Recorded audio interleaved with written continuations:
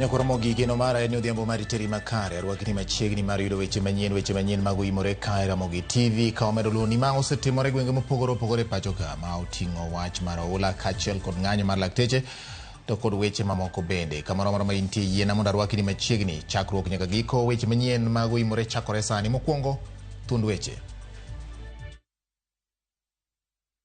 Kila boma serikali tutawapatia shilingi 10,000 ya kutafuta makao mahali mtakaa mkingojea mpango ya serikali. Wanji osewito ngimagi oula mapacho ka ochopo 229 ka sirikal oyango chenro mar solro mar konyo e kedo gi midhiero.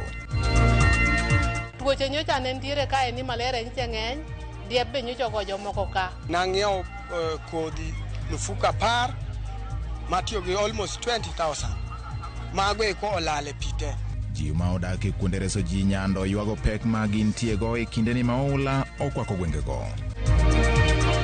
ODM oyango ni gin kod chenro mar kawo okang' ne jokanyo mage manyocha omuojo tulo mag siasa e kaunti ma Migori kod Kisii.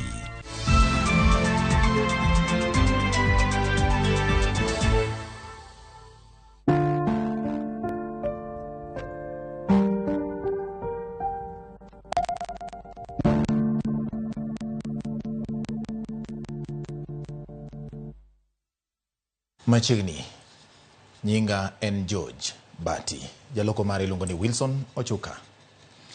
Kaunti ywak mondo sirikal ochwalnegi omenda mar rakruok kod midhiero mar oula ma osekelo tho mar oganda maromo 229 nyaka sani ka sirikal to korka kore okone tend counties ni oti kod omenda mag midhiero ma gin godo e kinde ma Kenya kwayo sir kowuok kuom pinje maoko.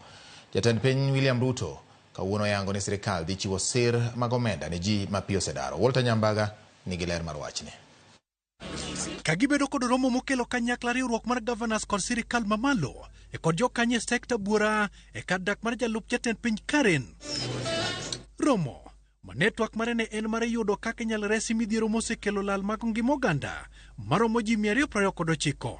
We are having deaths. As of this morning, there are 229, but remember we have over 70 people who are still unaccounted for, and of course the rain continues. Lalmoyo ka udi 40,000 937 ulo yuero to ji 75 podolal kamaromo ji 174 bende ohinyore to sikunde maromo 1,967 bende ola ne oketho. The schools, quite a number. We have 1,967 of them. Severe weather conditions have impacted over 227,000 people, caused 228 fatalities, injured 164 people, displaced 42,526 households, and damaged infrastructure, including roads, bridges, and waterways. Cooperating with our field officers, and what they're asking for is just support to get settled to the nearest school, to the nearest place, and of course get supported with the essentials of life. Riwruok mar governors koro dwaro ni mondo sirikal mamalo chwalnegi omenda mar kedo gi midhiero e kaka magoula ka sirikal mamalo wuon to othiro ni pesa onge kendo kone counties mondo ti kod matin magin godo mag midhiero. Communities in the far-flung areas have had their roads washed away, their bridges washed away, and therefore we are getting to a situation where the need for helicopters or plane services will be required. So I want to ask our governors, within their limited resources, to consider that extraordinary times call for extraordinary interventions. And we must allow flexibility in difficult times. And I think the people that you govern will understand.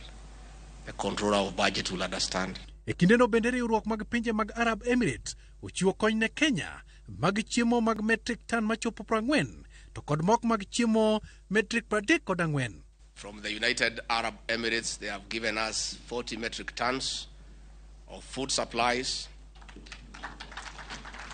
another 34 metric tons of non-food supplies, a total of 74 metric tons at JKIA. We've been able to mobilize about $7 million. That's about 900 million shillings, I think, in today's money, of new money for the response through the generosity of our donors. Magitimore ka jatend piny William Ruto bende olimo kar dak ma Mathare County ma Nairobi kendo yango chal mar jodak ma olo ywero. Ruto osingo chudo ne jok moyudo lal motenre kod oulago.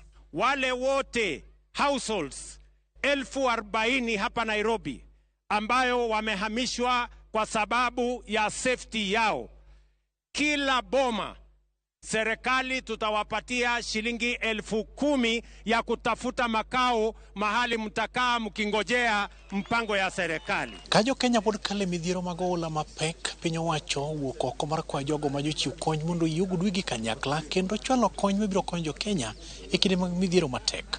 Walter Jambaga, Ramogi TV, Karen, Nairobi. Kowuok nyaka Ramogi Nairobi wadhi nyaka gwenge ma Kisumu. Maloyo ji 400 ka okonywa kwan nyithindo ma ojot e sikul primar ma Ombaka sani koro ni kod luoro mar gamo tuoche kalore ni gidak anywanda kendo gidhungore kanyo bang' oula daro gi miechgi. Mana kaka ripota marwa Millicent Adhiambo lero gikoni kata mana kony mag chiemo ma ipogogi sani ok bi konyo kapo ni gionge kama ginyalo dakie malong'o. E seche maluro dok piny kotenore kod barruok mar aora Nyando odiochieng' manyoro nyaka gengni mage nikech koro pong' mare dok chien mos kendo yore wuoth nyalo dhi nyime wi olalono midhiero to pod okwako jogo ma pi daro e miechgi.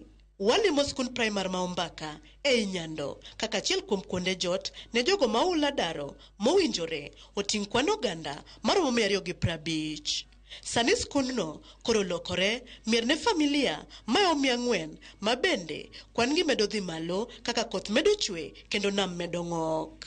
Klese mag Ombako mowinjore oting' mine madongo 25 sani mine mayo 30 odhungore kaachiel kod nyithindegi. Picha mako kachal mar klese kuma gipedho e godhro mekgi nyiso chandruok magikaloe e ngima makamano. Gilaro ni sani koro kaluwore kod kit dak mar dhungruok magidago kanyo gin gi luoro mar gamo tuoche mopogore nikech kata nyithindegi thothgi pinodhi kod wuochgi kendo koro chuno ni mondo ginyon piny giombong'gi nono. Kaka nyowa Nyamasao be nyowa yudo ka chandruok nitiere kae ni mar tuo omiyo wabedo gi luoro. Koro kama wane wabede gi luoro ni tuoche nyocha ne nitiere kae ni malaria nyiche ng'eny, diep be nyocha go jomoko ka. Omiyo kala sani pod wabet ka to waonge koda kwe. Ewi mano gikoni nywandruok makamano omiyo siri gionge godo kendo jogo mamunyo yedhe pile ka pile ok nyal timo mano kaka owinjore nikech luoro mar akweda. Ji oriwore ok inyal yudo kata kaka itwe net, onge kata kaka inyalo tedo nikech ka ji 30 e klas ng'ato samoro nigi nyithindo 7, ng'ato nigi nyithindo 4, privacy onge nikech kata ntiere jok moko matuo mamuonyo yath. Ok onyal muonyo yath nikech ng'ama chielo nene. Koro stigma. Giyango ni chandruok medogore ne girude nikech sama utegi oula onyumo puothegi kod jamni mane gigenoe bende pi oywero te. Anapuro eka uchiel nang'iewo kodhi mifuko 10 matiyo gi almost 20,000 mago eko olal e pi te. Koro aonge gi namna mora mora. Jamni bende nantiere godo dhok moko 6 gi diek moko 5 gi rombe mago e kodhi kamano. Kwayo gi maduong' ewi kedo gi midhiero mar oula mathung'o gi piny maruni en mane. Waluor ni koyaw skul to wadhi dhi kanye household 412 gi kama wadhi dhiye then thieth mondo wayudi. Ana nyalo ng'iso CS ni gimotim odhi ong'isi our able president ogonwa daik. National government emanyalo go daik. County oingo. National government ogonwa daik to gilos koru soini dam kaeto wabed kod lasting solution.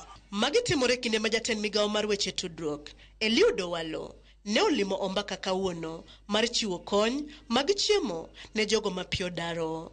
If you are currently living next to the river, on the river bank, please, the government is ready and willing to assist you. You need to evacuate you need to move out of the riverbank. E kinde ma midhiero mar oula pod ogo lim tidi ka kelo pek mopogore e ngima oganda e gwenge ma pacho kae ni koting'o kod koth ma pek ma medo chwe kaachiel kod ng'ok mar nam Lolwe. Jogo ma pi nodaro ma bende ojote e skul primar ma Ombaka kwayo mondo omedgi otundo ma ginyalo gero kuonde mopogore mondo mi giduok chien dhungruok ma gin go kaendi ka girito konyruok mochwere kawuok kuom sirikal mamalo. Millicent Adhiambo, Ramogi TV, Ombaka, Nyando, Kisumu County. Kwan mag ji ma owito ngimagi e masira mar oula ma Mai Mahiu koro chopo ji 60 ma en bang' ringre mamoko ariyo ne yudi e chuodho e gwengego bang' juma achiel ka itimo menyo. Komishona mar kaunti ma Nakuru Clifford Kibara oyango wach ni kolero ni chenro mag konyo jodak bende dhi nyime. Kibara bende olero ni kuom ji 112 manochwal e ute mag thieth kotenore kod hinyruok mopogore opogore mane giyude kinde masirano, thothgi osemi thuolo mar dok pacho ka gie sani mana ji 23 kende ema pod nitie e ute mag thieth.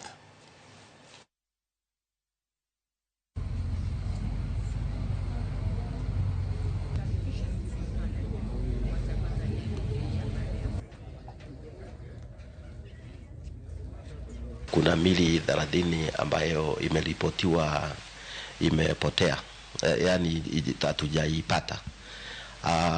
Pale tuko na usaidizi wa National Youth Service na KDF, sababu tuliona majukumu yetu ya sisi national government and the county government will require more machines, na wale wakaja kutusaidia na kazi sasa ya kufanya search inaendelea.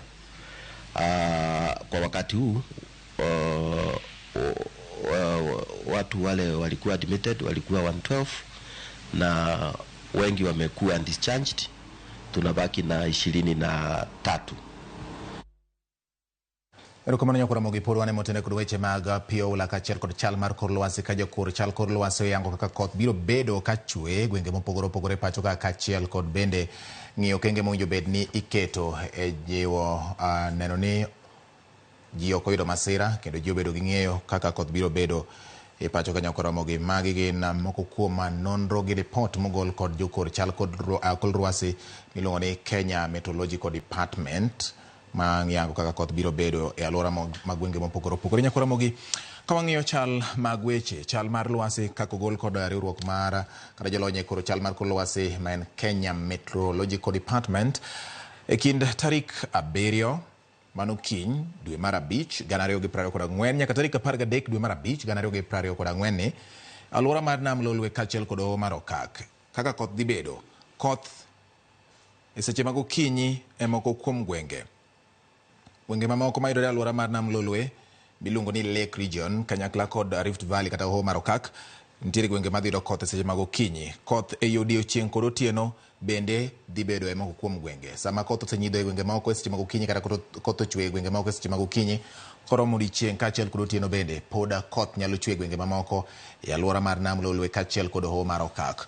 Kopogore kod mano bende nyakora mogi e wi chal mar lwasi kaluwore kod report mar Kenya Meteorological Department e kind kiny nyaka tarik 13 dwe mar 5 mar higani alwora mar nam Lolwe gi mar Okak nyakora mogi koth nyalo dok chien mos e moko kuom gwenge. Nyiso ni gwenge moko pod nyalo yudo koth mang'eny, kata kamano samoro ko nyalo bedo mang'eny marom gi kaka osebedo kochwe, koro koth nyalo chako dok piny mos e moko kuom gwenge. To bende par ni sama koth dok piny mos no, koth mabiro chwe no kata manyalo chwe gweng'u nyalo manore kod mil gi mor mar polo, kendo ma nyiso ni nyaka koro oganda obed motang' e kinde mineno koth kata bed ni en mana nyidho matin samoro nyalo manore gi mil gi mor mar polo mana alwora mar nam Lolwe kaachiel kod hoho mar Okak.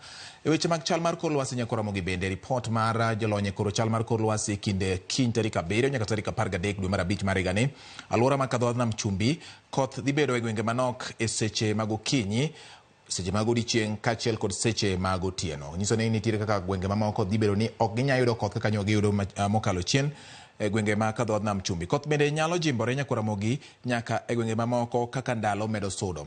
Kaka ndalo medo sudo kata bende iwacho ni gwenge mamoko dhi yudo koth modok piny matin e seche mag okinyi, seche mag odhiambo kata odiechieng' kaachiel kod otieno koth nyalo jimbore e gwenge mamoko kaka ndalo medo sudo. Mano kadho nam Chumbi. Kopogore kod mano bende Nyakwaramogi chal mar kor lwasi kaluwore kod jolony tarik 7 manokiny nyaka tarik 13 dwe mar 5 mar higani e gwenge ma Nairobi, masawa mar piny Kenya kata Central kaachiel kod alwora maggi ni koth ma okinyi nyalo bedo e gwenge manok. Seche mag okinyi Nyakwaramogi koth samoro ok nyalo bedo mang'eny ahinya e thoth gwenge, koro nyiso ni koth nyalo bedo manok e gwenge mamoko kata koth nyalo bedo seche mag okinyi mana e gwenge manok e alwora ma Nairobi, masawa kata Central kaachiel kod gwenge mokiyo kodgi magi oting'o gwenge machalo kaka Kajiado gini, gwenge machalo kaka Machakos gini ma bende okiyo kod Nairobi kaachiel kod masawa. Kopogore gi mano bende Nyakwaramogi koth e odiechieng' kod otieno bende nyalo bedo e gwenge buora. Seche ma koth bedo manok kata koth mag okinyi bedo e gwenge manok, to seche mag odhiambo kaachiel kod odiechieng' koth nyalo bedo nyalo bedo e gwenge mabuora, e gwenge ma masawa, Nairobi kaachiel kod alwora mage. Koro nyiso ni ka koth olimo gwenge manok kende seche mag okinyi, koro seche mag odhiambo kwan mag gwenge mayudo koth nyalo medore. To bende koth sama chweno Nyakwaramogi, bed ni en okinyi, odiechieng' kata otieno, onyalo manore kod mil gi mor mar polo e kinde ma koth chwe, omiyo nyaka ji med bedo motang'. Weche mag chal mar kor lwasi Nyakwaramogi ka wadhi nyime, wang'iyo midhiero ma koth nyalo kelo. Seche ma koth chwe ni nyisi ni koth nyalo chwe gwenge mag Nyanza kocha, mana alwora mar Nam Lolwe kaachiel kod Hoho mar Okak, yimbo mar Kenya. To bende koth nyalo chwe gwenge ma Nairobi kaachiel kod gwenge ma masawa galwora margi, to kadho nam chumbi bende kata bende nyalo bedo manok e gwenge moko Nyakwaramogi. To nitiere midhiero ma koth nyalo manorego ma oting'o bedo ga ng'wengo manyalo chando derepe. Sama iriembo kineno ka koth chwe kata ka samoro koth ok ochwe, nyalo yudo ka ang'wengo nyalo biro kaluwore kod ng'ich mar piny e moko kuom gwenge, kendo ma nyalo chando derepe matiyo kod apeyni mopogore opogore. Omiyo sama in dereba kata bed ni riembo peng', iriembo nyamburko kata iwuotho gi tiendi, samoro nyalo bedo ni ng'ama wuotho gi tiende, to nikech ang'wengo chando jariembo, kopo ni ng'ado ndara achadha to dipo ka iromo kod masira e kindeno ming'ado ndara, koro nyaka inen maler kendo nyaka ikaw okang' mar go birek ka ineno ka ok nyal neno mbele malong'o.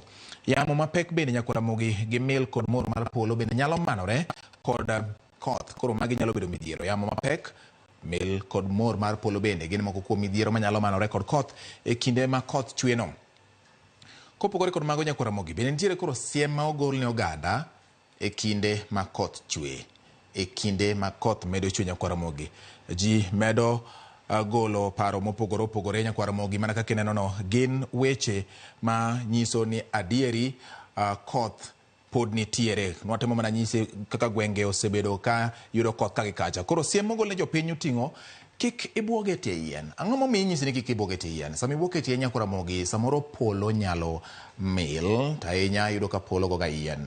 Koro koyudi kanyo to in bende nyalo poka oyudo hinyruok. Kopogore kod mano, yamo mabende nowach ni pek cha nyalo poko go yien piny kata nyalo jako bad yien mane bwokeno ma Nyakwaramogi ipo ka iyudo midhiero. Kik ibwog e bwo ohinga kata siro mag chuma. Ma bende otenore kod weche mag mil mar polo Nyakwaramogi. Wacho ni ka polo muoch moyudo gimoro machalo kaka chuma, to biro kod gima dho ngere dendo ni current, kata bi moro mar teko sitima ma kopo nogore kuomi to kiyiengori e siro no kata ohinga mar chuma to nyalo kelo ni midhiero. Nyakwaramogi kaluwore kod gik mwaseneno ka pi ywero oganda mayorogi, imedo kwayi ni kik iyor pi mar oula. Bed ni en pi machalo nade, ka en aora kata en oula ma ridore matek kata oula, kik iyor pi. Kuno be nyalo yudo ka samoro pigno ringo kod osike, chumbe kaachiel kod gik mamoko manyalo kelo ne hinyruok sama iyoreno.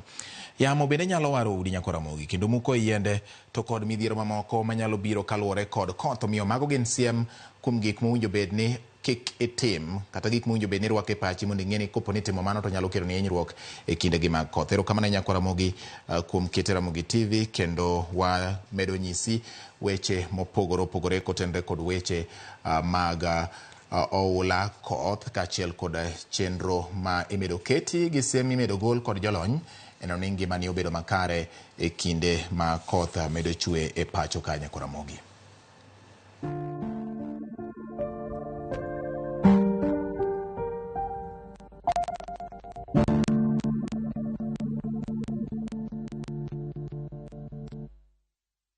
Osuru Nyakwaramogi jood bura mamalo omi luong makende gi spika mondo mi gibedi e twak moyiedhi chieng' wuok tich mar juma manyien ne twak e wi weche bura ka oriwo paro mar dwaro thecho oko e apisi jatend migawo mar pur Mithika Linturi.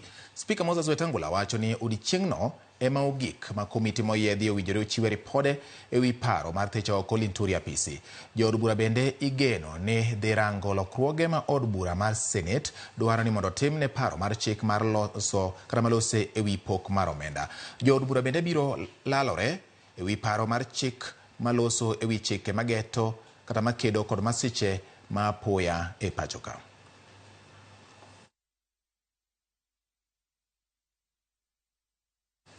Kaporo wasuro nyakora mogeni tend duond bura mar ODM okono jotelo mag ODM mane orieko nitiere liel manyocha ne koko wuok e sub county ma Uriri juma mokalo mondo chopie log tich mar duond burano mar chiwo ler ewi gima ne okelo koko. ODM geto chiwo kum ne jogo ma ibiro yudi kod ketho. Jafwambo marwa ma Migori Juma miyowa ler ewi wachni. E barua no mogol ko jagoro maduong' mar ODM Edwin Sifuna, tend ODM wacho ni koko mane wuok e liel mag Uriri tarik 3 dwe mar 5 mar higani en mano mane opangi chon kod moko kuom josiasa ma bende ne otiyo kod obila. Tend ODM bende koro kwedo kokoni dwaro mondo koro gai mar obila e pacho kae koro tim nonro kawo tende kod kokoni kendo kawo okang' mowinjore ka giseo obila kuom tiyo kod iro malungo pi wang' kaachiel kod lisasi e liel. ODM bende komachielo kwedo koko mar siasa mane wuok tarik 5 dwe mar 5 mar higani e kanisa e gwego mag Bomachoge Borabu e kaunti ma Kisii. Wach ma ogol kod tend ODM kawo tende kod koko mar siasa e kaunti ma Migori biro e kindeno ma oganda e kaunti ma Migori bende pod dhi nyime mar kwedo koko mane okelo hinyruok mar ji 2 e kinde liel e sub county ni ma Uriri bang' jorago mag gavana Migori Chileyako kod mago ma jibun ma Uriri mak Nyamita ne orakore. Anyisuru telo maber, wawe uru gik machalo lweny matimore kuonde ma liete nitiere. In kianyori liete gi jatelo wadu, how do you feel? Ma wach marach mapok none. Kendo wakwadhe government mondo ng'i wach ni eri e yo makende ahinya. Liel should not be a field ya war. Koko mane owuok e liel ni sub county ma Uriri osekelo paro mopogore opogore ka kuom oganda e kaunti ma Migori bende koro seyo josiasa. Oningo bede ne wakelo siasa liel, oningo bede ng'ato ka ng'ato lando mana policies gi gik mogombo ni mondo miyo timne jopiny nikech wan kaka jopiny ne wayiero gi ni mondo gitinwa. Nyocha ka babo biro Migori ka. Ma babo kwa oganda wate. Jotendwa manogone gi ombulu. Ko wacho ne gima longo ni kila ng'ato ka ng'ato obede kome mano yiere. Ma sirikal mar ODM. Wan gi kwe kendo wan gi kwe sawa nitiere vijende wa mano biro mane liel. Iyudo ka ng'ato inyore ogo gi kidi ng'ato gore piny otur mine moko ture. Nikech naringo katia gas gi ni nega tok na ng'eyo gima chalo kamano ni nyalo wuok e iye kanyo. Koro atimo mos. Koro akwayo jotendwa gi mondo mi giwinjre. Jodongo ganda Suba ka otele kod ker mar gi Jafeth Riogi okwero kokono mane timre gwego ma Uriri kaachiel kod koko bende osiwuok e kinde mokalo ka giwacho ni ka opogore kod kelo picha marach e kaunti ma Migori kokoni thiro dongruok. Telo mar county gi telo mar national government koro penjo ni ya wabunge mane oyier matiye national government gichako giduogo mar biro thiro nwa loch manie county government e yo mane. Riogi wacho ni josiasa e kaunti ma Migori nyaka koro were kod koko e liete kendo keto mainogi e wechego mag dongruok. Bende ubagni nikech uweyo telo mar national government uduogo e ground ka uduogo kedo gi governor uduogo kedo kod kularang to sato poko chopo noningo ked gi jon pesa mene gilerogo noningo ked gi ng'ama chielo mane gilarogo position mar governor. Oganda e kaunti ma Migori wacho ni koko mar siasa e kaunti ni koro thiro sirikand loch gwenge e kaunti ma Migori. Lweny mwaneno e lietegi, lweny mwaneno kuonde ma ji chokore, lweny go dhi ketho development mar the county. Kar kelo dongruok ka e national government governor bokelnwa dongruok mar county government uduogo mna lwenye mui to sato poko chopo manyiso ni uketho loch mar devolution man okelo telo mar government gi telo mar national. Kaunti ma Migori osebedo kod liet mar siasa nyaka ne tim yiero maduong' mar higa 2022 ka kokogi osebiro ka nenore ahinya e kuondego mag liete e kind josiasa. George Juma, Ramogi TV, Migori. MCA ma Kileleshwa Robert Alai odok ne okang' manyocha nokawo mar yore romo mane obagi gi jalup jatend piny Rigathi Gachagua e dalane mantie Karen kanyocha otwako duol marango aoche ma Nairobi. Alai okwedo barua ma ondikne gi jago oporo e lo kweth mathoth e od bura ma Nairobi Moses Ogeto manyo dwaro ni mondo Alai oler gimomiyo ok owinjo bed ni kawo ne okang' mar chik kuom donjo e romono. Alai penjo yo mazimio tiyogo gi gayo jokanyo mage kuom yuoro e rombe mag sirikal ma opwodhi. Okoni jotelo oyier gi jopiny mondo chung' e logi ma ok luwo mana chike moko ma ok nigi paro mar rito ratechgi. E barua mare Ogeto wacho ni Alai nyocha ne odagi winjo chik mane tame yuoro romono mane obagi gi jalup jatend piny mar Kenya Rigathi Gachagua.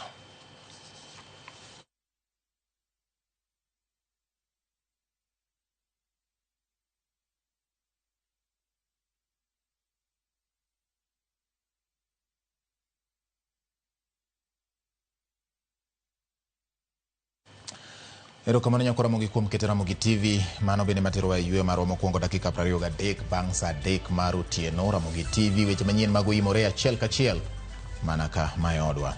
Aneno ka Owino Janabi kantiro yani Masai wacho ni Nyasaye ojok kumo piny kod pi, wacho ni ji owuog oko mondo lemne piny. Erokamano ahinya.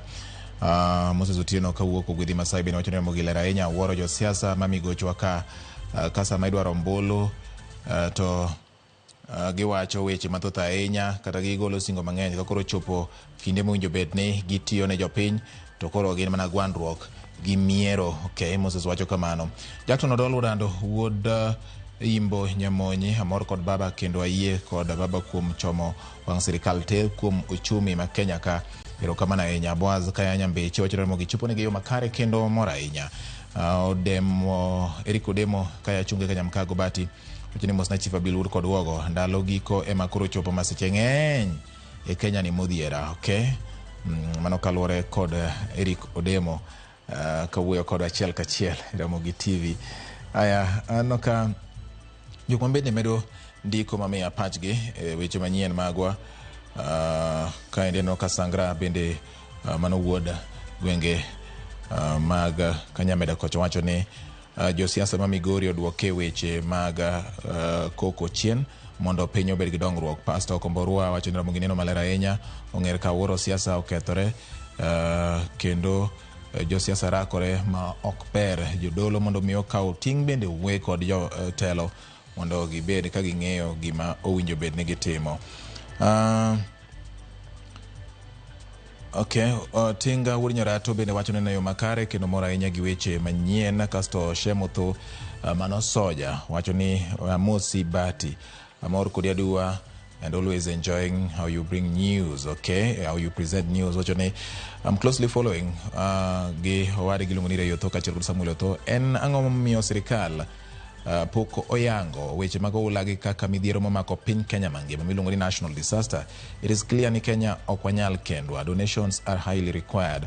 Wacho ni koro pinje maoko nyaka koro chopi mar yuoro Kenya ewi weche gi. Minzonia mar Kalangi bende wacho ni nowayo makare kendo weche manyien mag oimore chopone achiel kachiel mana e Ramogi TV kendo wacho ni neno maler ahinya ka ntiere Kalangi kaka kikelo weche manyien kendo weche manyien mola. Kuom Solomon mar Kibuye wacho ni Ramogi winjore maler ahinya Kisumu City kawuono koth ong'wononwa okogoyo Kisumu town duto en mana chano Nyasaye.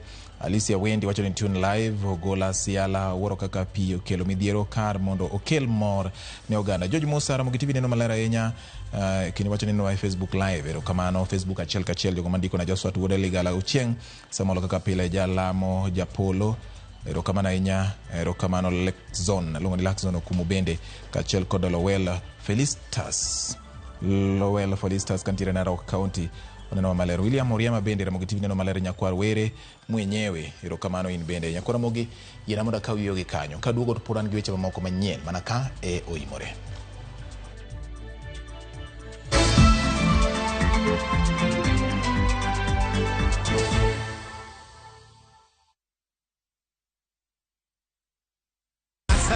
Win big in seconds. Shabiki nikajaribu mara ya kwanza nikaeka shilingi 100 kaliwa hiyo 100 nikasema nikakufa moyo. Hii mara ya 4 nikaeka shilingi 100 kaona napanda yapanda ikafika 500,000.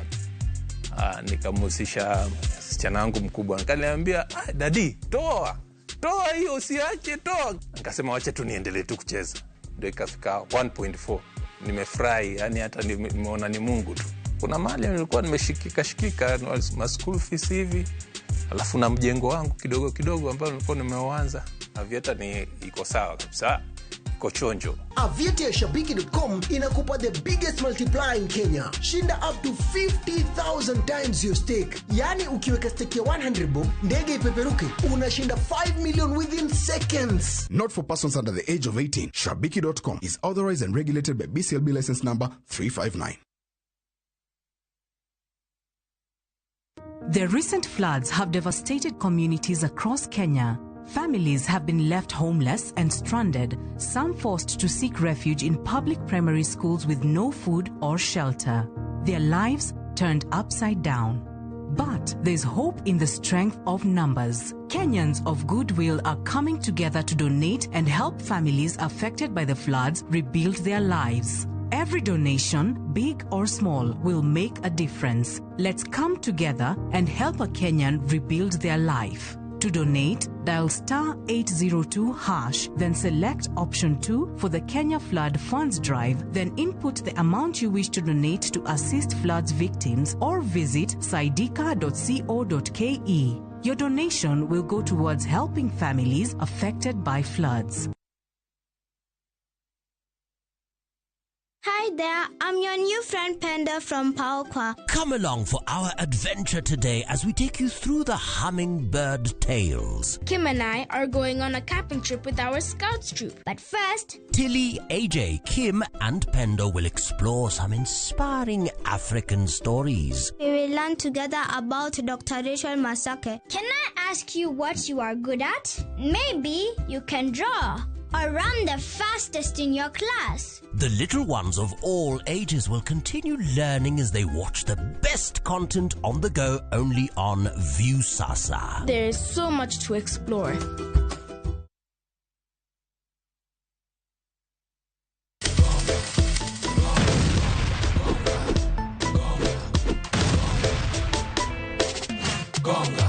Gonga ushinde chapa in seconds. Ni simple. Ingia gongagonga.com, register, deposit, wekelea stake yako na ugonge mamili. Game sasa iko in your hands. Cheza na pesi yako. Cash out winnings at your own time. Gonga ushinde sasa. Hairuhusiwi kwa walio chini ya miaka 18. Imesajiliwa na BCLB number 359. Gonga.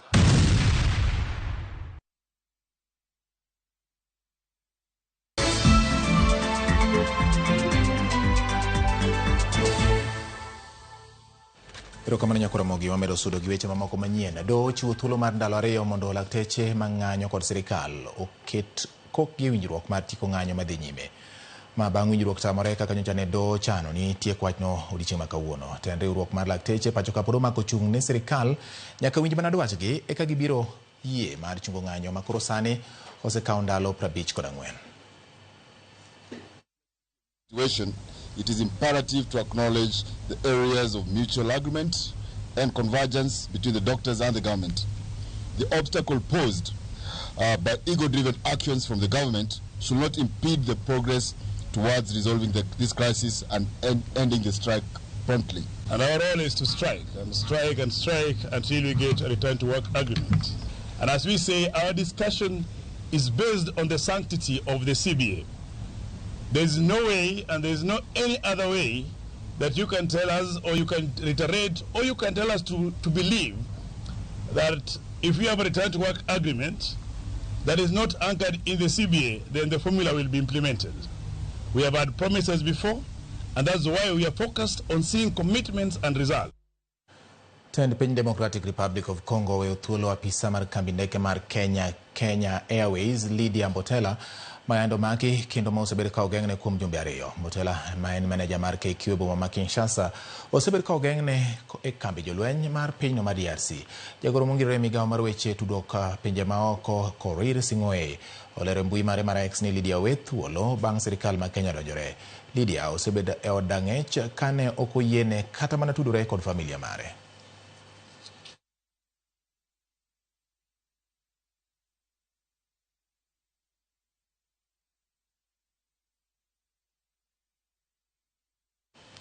Jopuonj mag sikunde sekondar ma Adundo kata Junior Secondary School e kaunti ma Homa Bay ne obago ng'anyo mamuol e boma ma Homa Bay ka gisundo piny owacho kokalo kuom duol mandiko jopuonje tich TSC mondo ondigi e yo ma ongirore. Giwacho ni jopuonj mag JSS osethagore moromo e sikunde ma gipuonje, to duol ma ochung' ne ndiko jopuonje tich e pacho ka odagi winjo ywak margi kata mana bang' doho mar jotich ne osegolo chik mondo mi ndik jopuonjgo mag JSS e yo ma ongirore.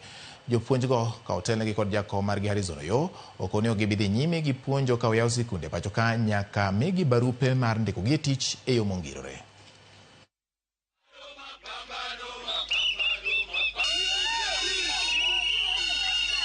Wan jopuonj mondiki kendo manigi moqualify. Ere kaka dangi luongwa ni wachalo jo yuecho gi jo wich rangi. Wambe wadwaro haki wa. Giwacho ni nyithindo idhi tuon haki gi kok wadok skul. Wambe jopuonj wan gi haki wa. Wadwaro haki wa. Wawacho ne duol mandiko jopuonj TSC ni mondo oketwa e confirmation. To ko gi confirm jopuonj mag jo CBC gi to kwadok school. Kendo sama giringo kamano to wan wabiro riwore kodgi kaka jokupet ma Homa Bay kendo wadwaro ni gibed confirmed, permanent and pensionable. Jogi nyaka ndiki. To kendo ka ok ondiki gi to wabiro ng'anyo continuously. It has been over a week since this ruling has been made. So we are urging the TSC to move with speed and work on the compliance guidelines so that our teachers can be compensated and we can be confirmed.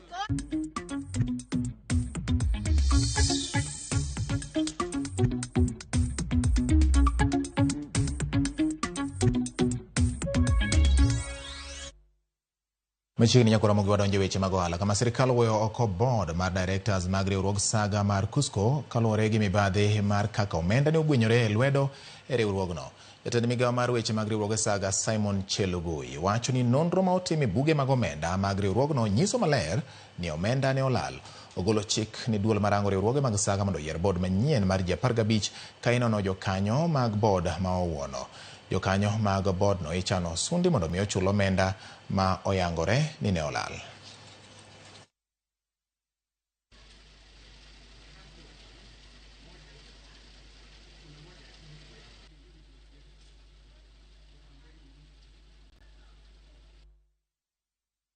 We've also seen double purchases of land, of the same piece of land, amounting to 80 million shillings.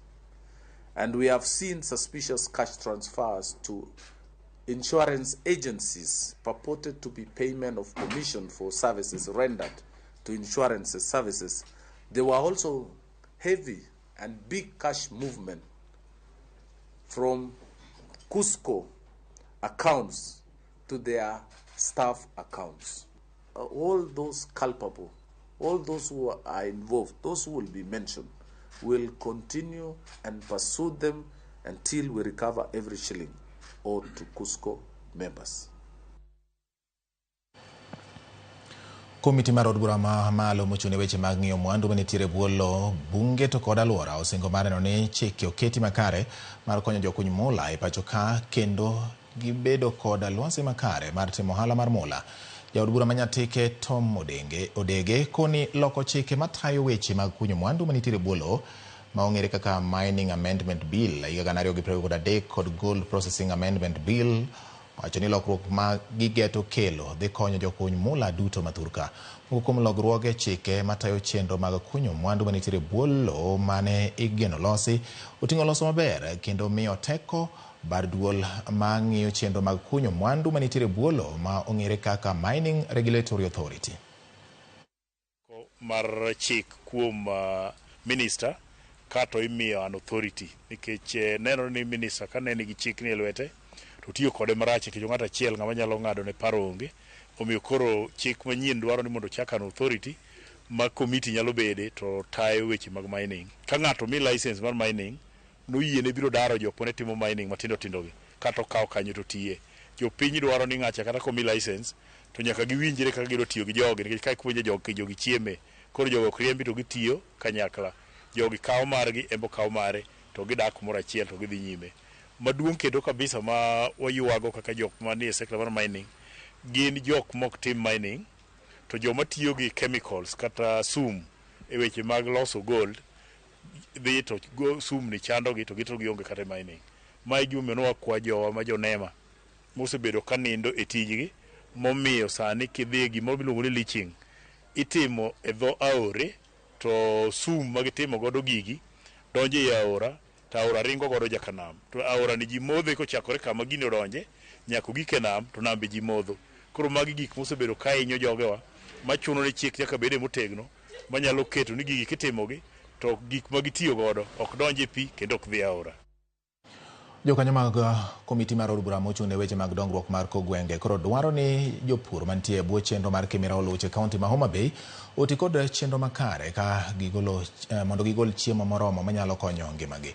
Chenro mar keyo pi e puothe moloch Kimera ne ochaki e higa mar 2007 gi sirikal mamalo kendo muonyo omenda maromo bilion 7.3 kendo en chenro ma okwako kar chung' od bura ma Karachuonyo gi Marangwe.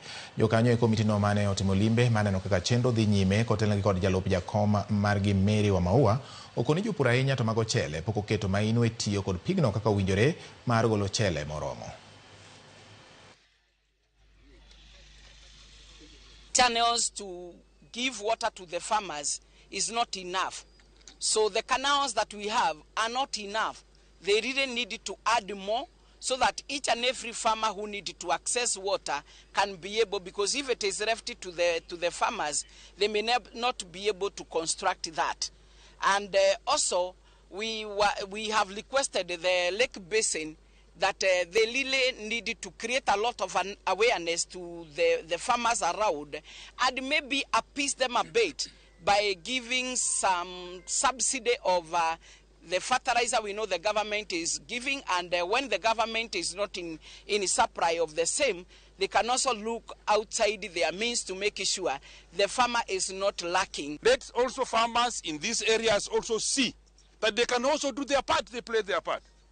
We cannot, a government can put a lot of a good water like this one, but it's upon a farmer also who is able to lay pipes and some small motor pumps to his home. Let us have extension officers, whether they are from Lake Basin Development Authority or whether they are from the county. We work together as a team. Let us have extension officers who can educate our people in awareness. Let us use your committee very strongly to ensure that this project comes to an end in terms of completion.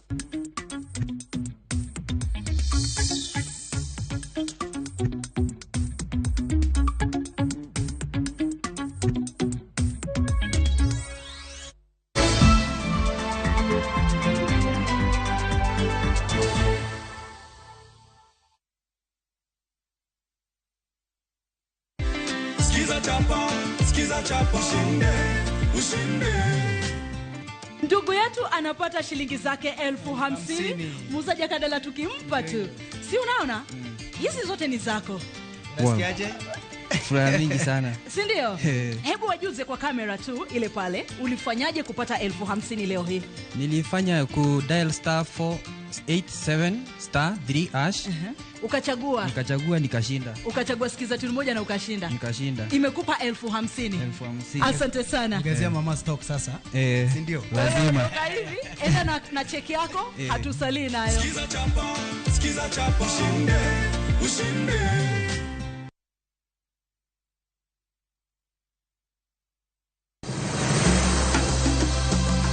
Nyakwa Ramogi bende ing'eyo nonro mar gweng'u.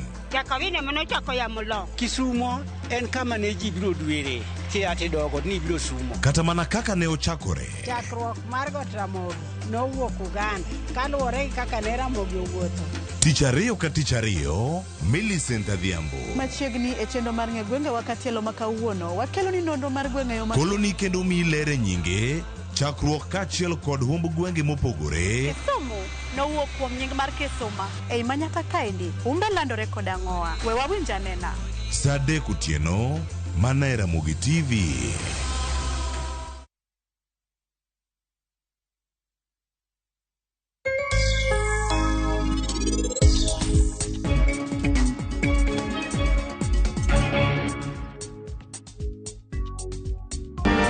Mago koche mag polo. Aparo ni gima rach dhi timore kawuono.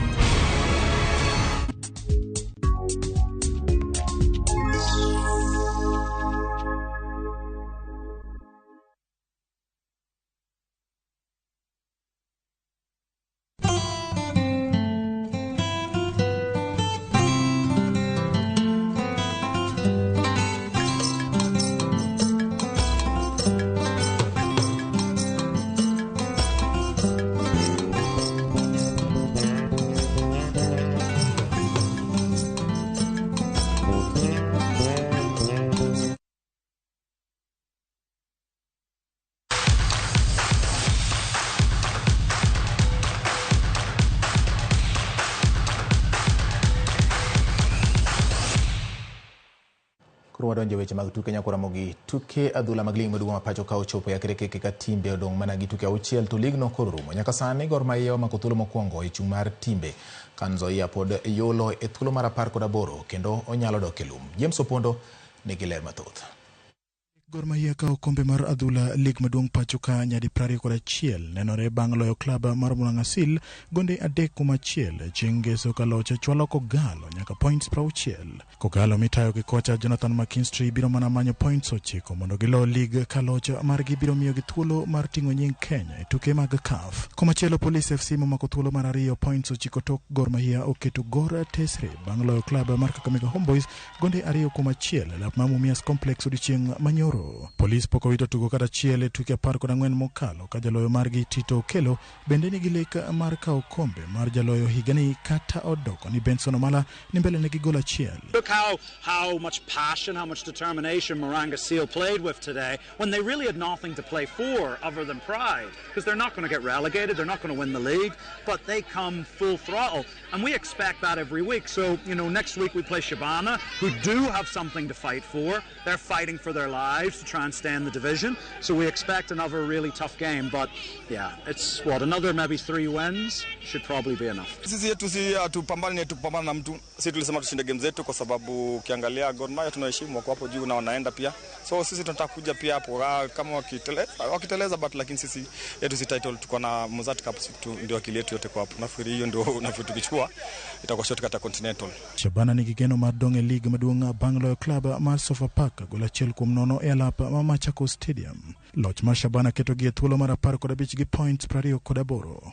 E lap Madandora gol mar Clinton Miheso nokonyo club mar FC Leopards lo Bandari gola 1-0 ka Leopards omako thuolo mar 6 gi points 41 ka Bandari nitiere gi points 45. Gor Mahia biro rakore gi club mar Shabana ngeso mabiro ka Police FC biro rwako City Stars e lap ma Police Sacco.